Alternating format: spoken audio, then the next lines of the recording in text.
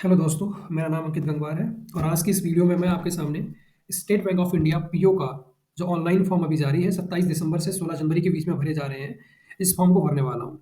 इस वीडियो में हम स्टेप बाय स्टेप मैं आपको बताऊंगा state Bank of India PO का फॉर्म कैसे भरना है, उसमें क्या क्या डॉक्यूमेंट्स अपलोड होने वाले हैं और किस तरह से फॉर्म को भरना है। ठीक है। तो सबसे पहले वीडियो की शुरुआत करते हैं और ठीक है, हम यहाँ पर ओके, ठीक है। State Bank of India PO का जो ऑनलाइन फॉर्म है उसको भरने के लिए जिस वेबसाइट पे आपको जाना है उसका नाम है ibpsonline.ibps.in/SBIPONOV24। ठीक है। ये जो वेबसाइट का लिंक है मैंने इस वीडियो के डिस्क्रिप्शन बॉक्स में डाल दिया है। आप डायरेक्ट जाके क्या कर सकते हैं, इसको यहाँ से कॉपी करके अपने ब्राउजर में ओपन कर लीजिए। आप सीधे इस पेज पे क्या हो जाएंगे, आ जाएंगे जहाँ से आपको स्टेट बैंक ऑफ इंडिया का पीओ का फॉर्म भरना है। ठीक है मेरे दोस्त। या फिर इसका एडिशनल तरीका जो है वो मैं आपको बता देता हूँ। आपने सबसे पहले अपने ब्राउजर में टाइप करना है स्टेट बैंक ऑफ इंडिया।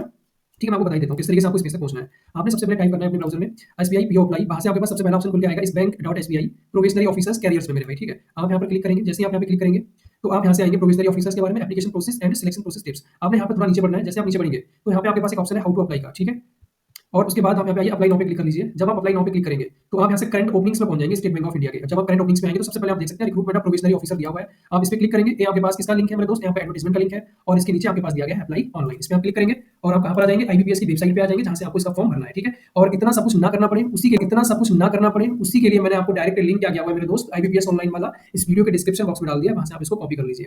ठीक है, तो हम आईबीपीएस पीओ का सॉरी एसबीआई पीओ का फॉर्म भरने जा रहे हैं और उसके लिए हमें करना पड़ेगा सबसे पहले रजिस्ट्रेशन। चाहे आपने इससे पहले एसबीआई क्लर्क का फॉर्म भरा हो या किसी अन्य बैंकिंग का एग्जाम का फॉर्म भरा हो, जब आप एसबीआई पीओ का फॉर्म भरेंगे, पहली बार भर रहे होंगे तो आपको उसको क्या करना पड़ेगा, रजिस्ट्रेशन करना पड़ेगा। मेरा पहली बार का मतलब मेरे दोस्त ये है, इसी साल की मैं बात कर रहा हूँ 2024 की जो वैकेंसी चल रही है, इसमें अगर आप पहली बार भरने जा रहे हैं तब आपको रजिस्ट्रेशन करना पड़ेगा। अगर आपने कुछ स्टेप ऑलरेडी कंप्लीट कर लिए हैं जैसे कि रजिस्ट्रेशन वाला, ठीक है, तो आपके पास ईमेल और फोन नंबर पे एक आईडी आ गया होगा, रजिस्ट्रेशन आईडी, और उसके साथ में पासवर्ड आ गया होगा। उसका उसका यूज करके आप लॉगिन करेंगे। लेकिन आप फ्रेश एप्लीकेशन भरने जा रहे हैं, फ्रेश अप्लाई करने जा रहे हैं, तो आपको यहाँ पे click here for new registration पे क्लिक करना पड़ेगा और इसके बाद आपके सामने स्टेट बैंक ऑफ इंडिया का फॉर्म ओपन हो जाएगा। आप देख सकते हैं 6 स्टेप में फॉर्म है। सबसे पहले बेसिक इन्फो भरी जाएगी, फोटो एंड सिग्नेचर अपलोड होंगे, फिर डिटेल्स आएंगे, प्रीव्यू, इसमें आप एप्लीकेशन अपना डिटेल्स के बाद का एप्लीकेशन आपको यहाँ पे दिखाया जाएगा, फिर अपलोड्स होंगे और लास्ट ऑप्शन पेमेंट का आएगा। तो एप्लीकेशन भरना शुरुआत करते हैं। ठीक है, सबसे पहले बेसिक इन्फो वाला पोर्शन हमको क्या करना पड़ेगा, कंप्लीट करना पड़ेगा मेरे दोस्त। तो शुरुआत करते हैं। ठीक है, सबसे पहले क्या आएगा, फर्स्ट नेम आएगा, फिर उसके बाद उस फर्स्ट नेम को कंफर्म करना है और फिर हमारे पास दोस्त आएगा हमारा लास्ट नेम, फिर आएगा कंफर्म लास्ट नेम। ठीक है, और ध्यान रहे मेरे दोस्त, एप्लीकेशन चाहे आराम से भरना, टाइम लगा के भर लेना, लेकिन गलती नहीं होनी चाहिए। अगर कोई भी गलती फॉर्म भरने के टाइम पे हो जाती है तो ये मुसीबत बन सकती है, तो इसका मेरे दोस्त बहुत ज़्यादा ध्यान रखें। ठीक है, कोई भी डिटेल गलत ना डाली जाए, इसका विशेष ध्यान रखना है। अब हमारे पास मोबाइल नंबर डाल दिया हमने। अब हमारे पास अगला जो ऑप्शन दिया हुआ है ईमेल आईडी का दिया हुआ है। यहाँ पे हम क्या करेंगे, अपना जो भी ईमेल आईडी है वो यहाँ पे फिल करेंगे। ठीक है मेरे दोस्त, आप अपना ईमेल आईडी फिल करेंगे यहाँ पे जो भी आपका होगा। यहाँ से अपना डोमेन नेम चीज़ कीजिए। उसके बाद आपको अपना जो ईमेल आईडी आपने फिल किया है उस पूरे को आपको क्या करना पड़ेगा, कन्फर्म करना पड़ेगा। ठीक है, एक बार मैं मेरा ईमेल चेक कर लेता हूँ, कंफर्म कर लेता हूँ, क्योंकि अगर कोई सी भी गलती हो जाती है तो मेरे दोस्त बहुत अच्छा खासा नुकसान हमें हो सकता है। ठीक है, ओके, मेरा ईमेल सही है, अंकित 8126। ओके ठीक है। अब इसके बाद आपने क्या करना है, यहाँ पे अपना कैप्चा फिल कर देना है। अभी आप जब यहाँ से कैप्चा फिल कर देंगे और उसके बाद आप क्या करेंगे, यहाँ से सेव एंड नेक्स्ट करेंगे। अब यहाँ पर आप देख रहे हैं 7 नेक्स्ट करने पर आपके पास एक नोटिफिकेशन आया है कि आपने एक बार डाटा भर दिया, उसके बाद आप एडिट कर नहीं पाएंगे। ठीक है, तो एक बार मैं चेक कर लेता हूँ कहीं कुछ गलती तो नहीं हुई है। मेरा नाम सही है, मेरा सरनेम भी सही है, मोबाइल नंबर भी सही है और मेरा ईमेल भी क्या है मेरे दोस्त, सही है। तो अब हम आगे बढ़ सकते हैं, 7 नेक्स्ट करेंगे, यहाँ से ओके करेंगे और हमारा जो बेसिक इन्फो है वो कंप्लीट हो जाएगा।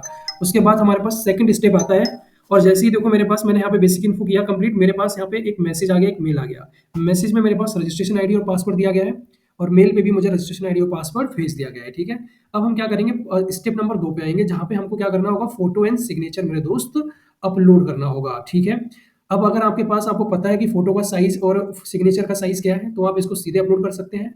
अगर आपको नहीं पता है तो आप यहाँ पे गाइडलाइंस पे पहले क्लिक करेंगे और जाकर देखेंगे क्या गाइडलाइंस इन्होंने दी हुई हैं। तो मेरे दोस्त जो फोटो के लिए गाइडलाइंस हैं वो क्या है, वो दी हुई है 20 से 50 केबी का फोटो चाहिए और सिग्नेचर के लिए कितना है, 10 से 20 केबी चाहिए। साथ में जो मेन चीज़ दी हुई है वो ब्लैक इंक पेन दिया हुआ है जो हमको ध्यान रखना है। ठीक है, मैंने एक अलग से वीडियो बनाया था, उसमें भी मैंने बताए हुए हैं, सारे गाइडलाइंस अलग से बता दिए थे। क्या करना है मेरे दोस्त, सबसे पहले आपको अपना एक फ़ोटोग्राफ यहाँ पे अपलोड करना है, स्कैन्ड फ़ोटोग्राफ।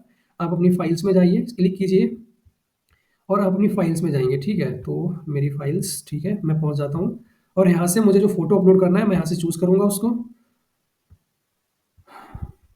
फ़ोटो का साइज़ कितना था? 20 से 50 केबी के बीच का, तो 31 केबी का फ़ोटो है मेरे दोस्त ये, अपलोड हो जाएगा यहाँ पे। अगर आपका फ़ोटो वैलिड होगा, तो यहाँ पे इस तरीके से आएगा, उसके बाद आपको चेक बॉक्स पे क्लिक करना होगा, उसके बाद आपका फ़ोटो क्या हो जाएगा? अपलोड हो जाएगा। इसी तरीके से आपको सिग्नेचर भी अपलोड करना है और सिग्नेचर के लिए जो इन्होंने कंडीशंस रखी हुई हैं, पहला कंडीशन क्या था मेरे दोस्त? साइज़ 10 से 20 केबी चाहिए। सिग्नेचर का जो साइज़ होना चाहिए 10 से 20 केबी और सिग्नेचर क्या नहीं होना चाहिए? कैपिटल लेटर्स में नहीं होना चाहिए और तीसरा कंडीशन है, जो भी आपका सिग्नेचर होगा, वो ब्लैक इंक पेन से साइन होना चाहिए, यानी कि काले कलर का होना चाहिए। और यहाँ पर देखेंगे मेरे भाई, यहाँ पे मेरे पास आ गया कि जो फाइल नेम होगा, यानी कि जब आप सिग्नेचर को अपलोड करेंगे तो उसमें कोई भी स्पेस नहीं होना चाहिए। यानी कि सबसे पहले मुझे मेरा क्या करना पड़ेगा, जो सिग्नेचर का फाइल नेम है वो सही करना पड़ेगा, वो अपलोड नहीं हो सकता यहाँ पे, ठीक है। तो मैं जाता हूँ सबसे पहले यहाँ पे अपना पिक्चर्स में मेरा सिग्नेचर ढूंढ लेता हूँ मैं, ये रहा सिग्नेचर। हालांकि मेरे पास और भी सिग्नेचर्स हैं, मैं उन्हें कर देता हूँ अपलोड, ठीक है, ओके। तो मैं यहाँ से जाता हूँ चूज़ फाइल में, दोबारा से सिग्नेचर अपना चूज़ कर लेता हूँ यहाँ से, ठीक है। तो फिलहाल तो मैं अभी क्या करता हूँ, 20 से हमें 10 से 20 केबी का साइज़ चाहिए ना। हाँ, तो इसको ले लेता हूँ मैं। सही है, 16.5 केबी का है, अपलोड हो जाएगा। बिल्कुल हो जाएगा, ब्लैक इंक पेन से यूज़ किया हुआ है मैंने। कन्फर्म करना है, ब्लैक इंक होना चाहिए। उसके बाद आपको कन्फर्म करना पड़ेगा कि ये जो मेरा फ़ोटो, जो सॉरी जो मेरा सिग्नेचर है वो वैलिड है, ठीक है। अब इसके बाद आपने यहाँ से क्या कर देना है मेरे दोस्त, नेक्स्ट कर देना है। जैसे आप नेक्स्ट करेंगे, आप स्टेप नंबर 3 पे पहुँच जाएँगे। अब आप स्टेप नंबर 3 पे आ गए हैं, आपको यहाँ पे अपना डिटेल फिल करना पड़ेगा। जो भी आपका कैटेगरी है, एससी है, एसटी है, ओबीसी, जनरल, जो भी है आप अपना फिल करेंगे। मेरा ओबीसी में आता है, तो मैं ओबीसी करूँगा। और ओबीसी वाले मेरे भाई विशेष तौर पे ध्यान रखें, यहाँ पे ओबीसी एनसीएल वाले लोग क्या होते हैं, वैलिड माने जाते हैं। अगर आप ओबीसी के तहत अप्लाई करते हैं, तो आपको अपना non creamy layer OBC category के अंतर्गत नॉन क्रीमी लेयर होने का सर्टिफिकेट मेरे भाई बनवाना पड़ेगा आपके तहसील से या जो भी अथॉरिटी है उससे आपको बनाना पड़ेगा, ठीक है। अब जब आप यहाँ पे ओबीसी एनसीएल चुनते हैं, तो आपसे यहाँ पे पूछा जाता है सब कास्ट, यानी कि आपका उपजाति क्या है, और जो भी आपका उपजाति है मेरे दोस्त, वो आपका उस कास्ट पे, उस सॉरी सर्टिफिकेट पे मेंशन होना चाहिए, जो आप इसमें लगाएंगे या फिर जो आप बनवाएंगे, ठीक है मेरे दोस्त। अब उसके बाद इस फॉर्म में जो भी आपसे डिटेल पूछा जाएगा वो आपको भरना है। बेसिक सी डिटेल होगी, जैसे कि आप, तीसरा स्टेप है, are you person with benchmark disability, मेरे भाई नहीं हूँ तो मैं नो कर दूंगा। उसके बाद यहाँ पर दिया हुआ है और कौन सा खुला हुआ है, यहाँ पे खुला हुआ है, ठीक है। Are you person with specified disability, नहीं मेरे भाई, तो इसको भी मैं नो कर दूंगा। आगे बढ़ते हैं। उसके बाद हमसे यहाँ पे पूछा गया religion which you belongs to, which you belong. तो मैं हिंदू हूँ मेरे दोस्त, तो मैं अपना अपना रिलीजन यहाँ पे चूज करूंगा। क्या मैं माइनॉरिटी से आता हूँ, नहीं आता हूँ। मैं एक्स सर्विसमैन हूँ, नहीं आता हूँ, तो मैं नो कर दूंगा, ठीक है। इसी तरीके से जो भी आपसे डिटेल यहाँ पर पूछा जाएगा मेरे दोस्त, आपको यहाँ पे क्या करना है, फिल करना है। अब यहाँ पर कुछ लोन या डिफॉल्ट वाला पूछा जा रहा है, तो नहीं है मेरे दोस्त। अगर आपके पास मोर्टल एडवांस, नहीं कुछ नहीं है ऐसा मेरे पास। Employ of State Bank of India में क्लर्क का आप है क्या पहले से, ऐसा पूछ रहा है, तो नहीं है, तो नो कर देंगे। ऑफिसर कैडर में आप काम कर चुके हैं, तो नहीं मेरे दोस्त, नो कर देंगे। Are you ex employ of State Bank of India, resign करके हैं, तो नो कर देंगे। अगर आपका यस होगा मेरे भाई, आपको अपने हिसाब से भरना है, मेरा नहीं है इसलिए मैं नो कर रहा हूँ, ठीक है। अगर आप अपने हिसाब से देख लीजिए आपका क्या है, जो भी पूछा जा रहा है आपको करना पड़ेगा। Please ensure that you are eligible to apply है, please ensure that you are eligible to apply. यहाँ पे यस नो क्यों आ रहा है। अब इसके बाद यहाँ से आपका पैन नंबर पूछा हुआ है, हालांकि पैन नंबर पे यहाँ पे क्या हुआ है, स्टार मार्क नहीं है, यानी कि ऑप्शनल है, आप भरना चाहे तो भर लीजिए, नहीं भरना चाहे तो छोड़ दीजिए, कोई दिक्कत नहीं है। अब उसके बाद आता है एग्जामिनेशन सेंटर आप कहाँ लेना चाहते हैं प्रीलिम्स के एग्जाम के लिए। अब आपका जो प्री का एग्जाम होगा उसके लिए आप कहाँ पर एग्जामिनेशन सेंटर लेना चाहते हैं, ये हमसे पूछा जा रहा है। तो मेरे दोस्त हम कहाँ पर लेंगे, मैं लूंगा मेरे हिसाब से, आपको लेना होगा आपके हिसाब से, जो आपको सही लगे आप वहाँ ले लीजिए। मुझे लगता है मुझसे शायद कुछ गलती हो रही है, मैं एक बार दोबारा से देख लेता हूँ। Do you record of defend, no. Adverse report नहीं। डू यू एम्प्लॉय, नहीं। Are you employ, are you ex, are you an ex employ, नहीं। Please ensure that you are eligible to apply, तो मुझे ऑप्शन क्यों नहीं खुल रहा है, यहाँ पे यस होना चाहिए था। I confirm that, okay. Are you person with, नहीं। ओके, ओबीसी, कोई नहीं, सब कास्ट भी मेरा सही भरा हुआ है मैंने। I accept guidelines for scribe, मुझे स्क्राइब की जरूरत नहीं है तो मैं नहीं लूंगा। ठीक है, ओके, कोई दिक्कत, ओके ओके, यहाँ पे मैंने यहाँ पे गलती कर दी है। स्क्राइब अवेल्ड, हाँ, आई सर्टिफाई, नहीं ये तो भरना ही नहीं है। Please mention, okay okay okay okay, यहाँ पे देखिए, यहाँ पे लिखा हुआ है पीरियड इन सर्विस है। एक यहाँ पे एक और ऑप्शन था, please mention the number of occasion on which you have applied for the examination of the PO candidate who have already appeared for the maximum number of permissible chances are not eligible to apply, मेरे दोस्त, ठीक है। अब यहाँ पे समझिए यहाँ पे क्या हो रहा है। ये वाला ऑप्शन मैंने यहाँ पे टिक नहीं किया था, शायद इसी वजह से नीचे वो नहीं खुल रहा है। यहाँ पे हमसे पूछा गया है कि आपने कितनी बार स्टेट बैंक ऑफ इंडिया में एक पीओ के पद के लिए आवेदन कर दिया है। ठीक है? और चूँकि इसमें हमारे पास क्या है, नंबर ऑफ जो आवेदन नंबर मतलब आवेदन करने के जो क्या बोलते हैं उसको, जो चांसेस हैं वो फिक्स हैं, और कास्ट वाइज़ हमारे पास मेरे भाई ये फिक्स हैं। तो उसी वजह से यहाँ पर क्या दिया गया है, ये चीज़ पूछी जा रही है। अगर आपने number of chances will be counted from the examination 18/4/2010 से गिने जाएँगे, और will not be counted as और appearing in the pre exam, वो मेरे भाई चांस नहीं माना जाएगा। यानी कि अगर मान लीजिए आपने लास्ट वाले ईयर में, मैं आपको बहुत आसान शब्दों में समझाता हूँ इन्होंने क्या लिखा हुआ है। अगर मान लीजिए आपने क्या किया था पिछले साल यानी कि 2023 में एसबीआई पीओ का फॉर्म भरा था, और आप प्रीलिम्स में क्या हो गए, वो आपका पहला अटेम्प्ट था, आपने एसबीआई पीओ में भरा था और आप फेल हो गए थे प्री में, आपने मेंस नहीं दिया, तो आप यहाँ पर क्या लिखेंगे, 0 लिखेंगे, ठीक है मेरे दोस्त। और अगर आपने 2023 में एसबीआई पीओ का फॉर्म दिया था और आप मेंस तक गए थे, फिर उसके बाद फेल हुए, तो आप यहाँ पर 1 लिखेंगे। ऐसी मान लीजिए आपने 22 की जो वैकेंसी आई थी, उसमें भी पीओ का फॉर्म भरा था, आप प्री में पास कर गए थे, मेंस में फेल हो गए थे, तो भी आप यहाँ पर क्या लिखेंगे, तब आपका 1 प्लस 1 कितना हो जाएगा, 2 हो जाएगा, यानी कि 22 और 23 वाला अटेम्प्ट। तो मतलब जितनी बार आपने मेंस दे दिया है एसबीआई पीओ का, वो आपको यहाँ पे भरना है बेसिकली, ठीक है? इतना सा पूछा जा रहा है। अब हम आगे बढ़ते हैं, अभी देखते हैं, फिलहाल अभी भी ऑप्शन तो नहीं खुला है, हम देख लेते हैं आगे क्या होता है, ठीक है? हम फिलहाल थे सेंटर एग्जामिनेशन सेंटर चूज़ कर रहे थे, तो सेंटर ऑफ एग्जामिनेशन मैं ले लेता हूँ, मुझे जहाँ पे सही लगता है, मैंने यहाँ पे फिलहाल लखनऊ ले लिया है। और दूसरा मेरे भाई, अब हमसे पूछा जाएगा मेंस एग्जाम का सेंटर आप कहाँ लेना चाहते हैं, तो मैंने अपने हिसाब से मेरा सेंटर चूज़ कर लिया, आप लोग अपने हिसाब से आपका सेंटर क्या कर लीजिए, चूज़ कर लीजिए। इसके बाद हमसे पूछा जा रहा है कि आप कौन-सा आईडी लेकर के आने वाले हैं। जो भी आप अपना आईडी कार्ड यहाँ पर लेके जाएँगे फॉर्म भरने के लिए, वो आपने यहाँ पर क्या करना है, अपना आईडी प्रूफ नंबर यहाँ पे लिख देना है, ठीक है मेरे दोस्त? मैं लिख देता हूँ, हालाँकि मैं 30, 27, 68, 67, ठीक है। यहाँ पे आपने अपना आईडी प्रूफ नंबर डाल देना है, इसके बाद आपने डेट ऑफ बर्थ अपनी चूज़ करनी है। जो भी आपका डेट ऑफ बर्थ है, वो आपने यहाँ से क्या करना है मेरे दोस्त, चूज़ कर लेना है, इस तरीके से और उसके बाद में आपने यहाँ से क्या करना है, अपना जेंडर चूज़ करना है। अगर आपके ट्विन ब्रदर हैं, तो येस कीजिए, नहीं है तो नो कीजिए। अगर आप मैरिड हैं, तो येस कीजिए, अनमैरिड हैं तो सॉरी येस तो नहीं आएगा। अगर आप मैरिड हैं, तो मैरिड चूज़ कीजिए, और अगर अनमैरिड हैं, तो अनमैरिड चूज़ कीजिए, ठीक है? उसके बाद हम आगे बढ़ते हैं यहाँ पे। पिता अपने जो भी आपसे मतलब डिटेल पूछा जाएगा, सीधी-सी बात है, अब आपसे जो भी डिटेल आपके फॉर्म में पूछा जाता है, आपका पर्सनल डिटेल है, आप यहाँ पे फिल कर लीजिए, ओके?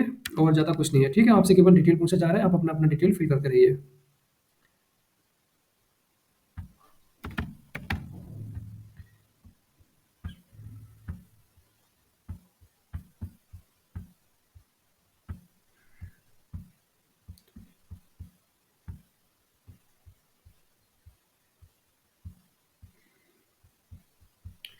ठीक है, अब जब आपने आपका पूरा डिटेल भर लिया है, उसके बाद एक बार इसको वेरीफ़ाई कर लीजिए, आपसे कहीं कोई गलती तो नहीं हो रही है।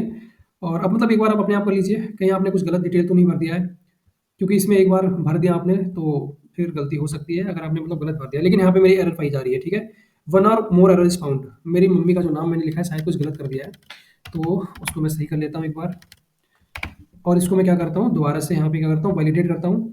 तो अब ये मेरा भाई वेरीफ़ाइड हो गया पूरी तरीके से, यानी कि अब इसमें कोई भी एरर नहीं है फॉर्म में। अब मैं इसमें क्या कर सकता हूँ, इसको सेव करके मैं आगे बढ़ सकता हूँ।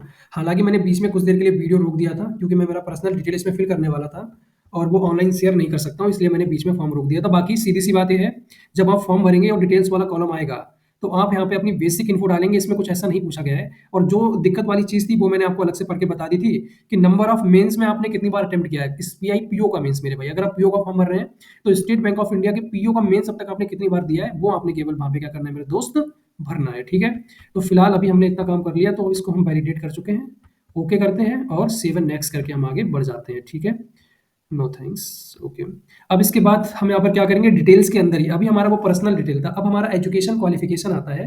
एजुकेशनल क्वालिफिकेशन हमारा 30/4/2025 के बेस पे है, यानी कि 30 अप्रैल 2025 तक आपने क्या किया होना चाहिए मेरे दोस्त, 30 अप्रैल 2025 तक आपका जो ग्रेजुएशन है, या जो आपका एजुकेशन क्वालिफिकेशन है, यानी कि मैंने इससे पहले मैंने एक वीडियो बनाया था, उसमें मैंने कुछ बोलते वक़्त शायद गलती कर दी थी। मुझे वो सुधारनी चाहिए, सुधारूँगा उसको मैं जाके। फिलहाल इसमें जो हमारा एजुकेशन क्वालिफ़िकेशन है, 30/4/2025 तक मेरे दोस्त आप ग्रेजुएट हो जाने चाहिए। मान लीजिए अभी आप 3rd ईयर में अपने फाइनल ईयर में हैं, ठीक है? आपने इस एग्ज़ाम फॉर्म को भर दिया है। एग्ज़ाम फॉर्म आपने भर दिया, कोई दिक्कत नहीं है, लेकिन मेरे भाई पहले आप इतना इंश्योर कर लेना कि आपका जो रिज़ल्ट है, यूनिवर्सिटी जो है, आपका कॉलेज जो भी है, आपका जो रिज़ल्ट है, वो 30 अप्रैल 2025 तक या उससे पहले क्या कर दे, डिक्लेयर कर दे। यानी कि जब आपका रिज़ल्ट प्रिंट होकर आए, या जो आपका प्रोविज़नल जो भी आप मार्कशीट लगाएँगे, उस पे जो रिज़ल्ट डिक्लेरेशन डेट हो, वो 30/4/2025 या उससे पहले की कोई दिनांक होनी चाहिए, तभी आप इसके लिए एलिजिबल हैं। नहीं तो मेरे भाई आपका क्या हो जाएगा, इसमें एलिजिबल आप नहीं रहेंगे, ठीक है? अब हम मैं मेरा फिलहाल मैं यहाँ पे डिटेल भर लेता हूँ। मैं ग्रेजुएशन में अपीयर नहीं हूँ, मैं पास कर चुका हूँ, तो मैं पास डालूँगा। मैं मेरे यहाँ पर क्या डालूँगा मेरे भाई, कॉलेज या यूनिवर्सिटी का नाम डाल देता हूँ। तो जो भी मेरा यूनिवर्सिटी का नाम है मैं अपना डालूँगा, आप लोग अपना डालना। ठीक है। और उसके बाद में प्लेस ऑफ इंस्टीट्यूशन हमारे पास है, कॉलेज जो भी है वो हमको यहाँ पे डालना है, देहरादून। उत्तराखंड में मेरा कॉलेज था, तो वो मैं यहाँ पे डालूँगा, उत्तराखंड, ठीक है। उसके बाद हमारा डेट ऑफ पासिंग हमसे पूछा जा रहा है, ठीक है। हमसे क्या पूछा जा रहा है मेरे दोस्त? Date of passing, day of passing. एक बार मैं कंफर्म कर लेता हूँ, क्योंकि कोई भी गलती यहाँ पे बहुत भारी पड़ सकती है। कंफर्म करता हूँ मैं, 2 मिनट रुकिए बस। कहाँ गया मेरा मार्कशीट? गैलरी कहाँ गया? WhatsApp, images, download, Instagram, pictures, screenshot, WhatsApp. कहाँ चल गया यार? हाँ ठीक है, मिल गया मेरा डेट मुझे। 27 बीस इक्कीस। Percentage of marks 75.60। एंड जो क्लास आएगी वो मेरे भाई क्या आएगी? फर्स्ट, ठीक है। तो यहाँ से मैंने भर दिया है। अब इसके बाद हमसे पूछा जा रहा है क्या आप प्री एग्जामिनेशन ट्रेनिंग में जाना चाहते हैं मेरे दोस्त? मैं नहीं जाना चाहता हूँ, तो मैं नो कर दूंगा। अगर आप जाना चाहते हैं और SC ST OBC या फिजिकली चैलेंज्ड है, तभी आप यस कर पाएंगे इसको, ठीक है। अब उसके बाद आपसे पूछा जाता है आपको कौन कौन सी लैंग्वेज आती है? जो भी लैंग्वेज आपको आती है वो करिए। अगर आपको पढ़ना आता है तो रीड पे टिक कीजिए, लिखना आता है तो राइट पे कीजिए, बोलना आता है तो स्पीक पे कीजिए, और अगर तीनों ही आता है तो तीनों पे कीजिए, ठीक है।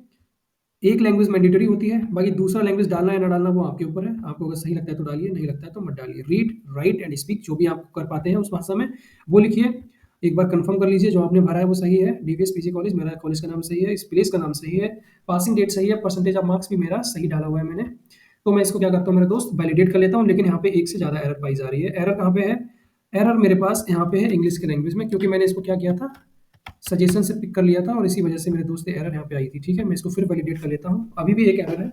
Only characters are allowed for the graduation one place of institution और कॉलेज में केवल कैरेक्टर्स अलाउड है। प्लेस ऑफ कॉलेज और इंस्टीट्यूशन में केवल कैरेक्टर, वही दिक्कत मैंने यहाँ पे उत्तराखंड भी क्या किया था, सजेशन से उठा लिया था, तो वो गड़बड़ हो गई है। कोई दिक्कत नहीं, हम दोबारा से टाइप कर देते हैं उत्तराखंड, ठीक है। उत्तराखंड, ओके, स्पेलिंग सही है। वैलिडेट योर डिटेल्स, अब हमारा सही है तो इसको हम वेरीफाइड कर देते हैं। और इसके बाद हमारे पास जो नेक्स्ट, जब हम इसको सेव एंड नेक्स्ट करेंगे तो हम कहाँ पर आ जाएंगे? इसके प्रीव्यू वाले पेज पे आ जाएंगे। इस प्रीव्यू को सबमिट करने से पहले मेरे दोस्त बहुत अच्छे से ध्यान दें, गलती ना करें, जल्दबाजी करने की कोई जरूरत नहीं है, जानकारी अच्छे से पढ़ लें अपना। जो भी आपने फिल किया हुआ है वो सही होना चाहिए, वरना लास्ट में आप बाहर कर दिए जाओगे गलती होने की वजह से। तो उससे बढ़िया है अभी थोड़ा सतर्कता बरतें। Okay okay okay, no no no, Uttar Pradesh, Uttar Pradesh Aadhaar card, ठीक है ठीक है ठीक है ठीक है।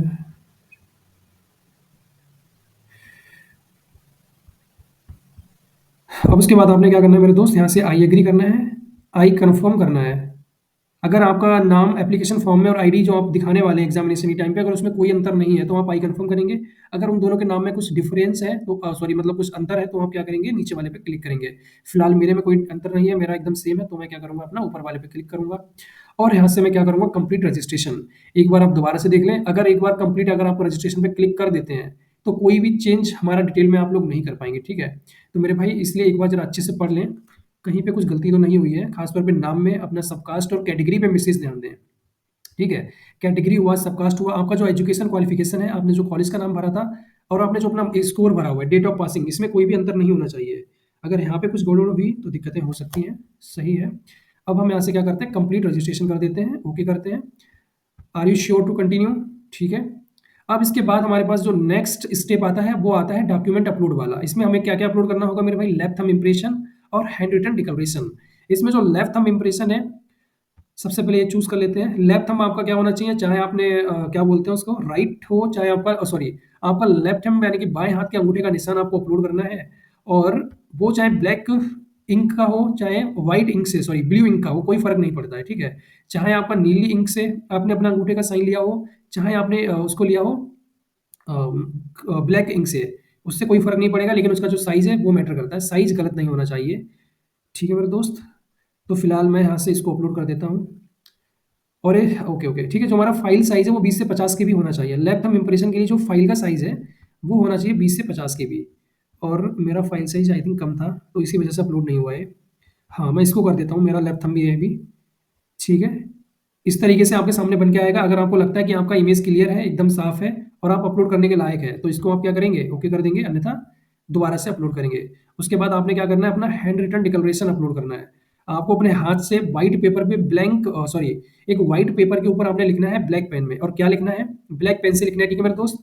और लिखना क्या है, ये मैंने आपको एक वीडियो में अलग से बता रखा है, आप वहां पर जाके देख सकते हैं। नहीं तो फिर आप state Bank of India PO का जो नोटिफिकेशन है उसको डाउनलोड कीजिए, उसके पेज नंबर 15 पे लिखा हुआ है हैंड रिटन डिक्लेरेशन। आप वहां से भी देख सकते हैं, या फिर आप थोड़ा सा वेट कर लीजिए, मैं अभी अभी आपके सामने अपलोड करूंगा, तो आप वहां से देख लीजिए, ठीक है। कहाँ गया यार, खो गया हैंड रिटन डिक्लेरेशन, एच से आना चाहिए ना, जी एच, ये रहा, ठीक है। ये इसका 61.3 के बी साइज है, आई थिंक साइज में दिक्कत नहीं होनी चाहिए, ठीक है। तो आप देख सकते हैं आपको किस तरीके से अपना हैंड रिटन डिक्लेरेशन देना है। ये मैंने यहाँ पे लिखा हुआ है, मेरी राइटिंग थोड़ा गंदी है, बाकी आप क्या कर सकते हैं, देख सकते हैं, ठीक है। आपको मैंने बता दिया, आप स्टेट बैंक ऑफ इंडिया जो पीओ का नोटिफिकेशन है उसमें जाइए, पेज नंबर 15 में, वहां पे हैंड रिटन डिक्लेरेशन का जो फॉर्मेट है और जो कंडीशन है वो सारी बताई गई है, ठीक है। बाकी मैं अभी आपको दिखा भी देता हूँ कहाँ पे लिखा हुआ, आई अंकित गंगवार, फिर उसके बाद डेट ऑफ बर्थ जो भी आपका है वो डालेंगे।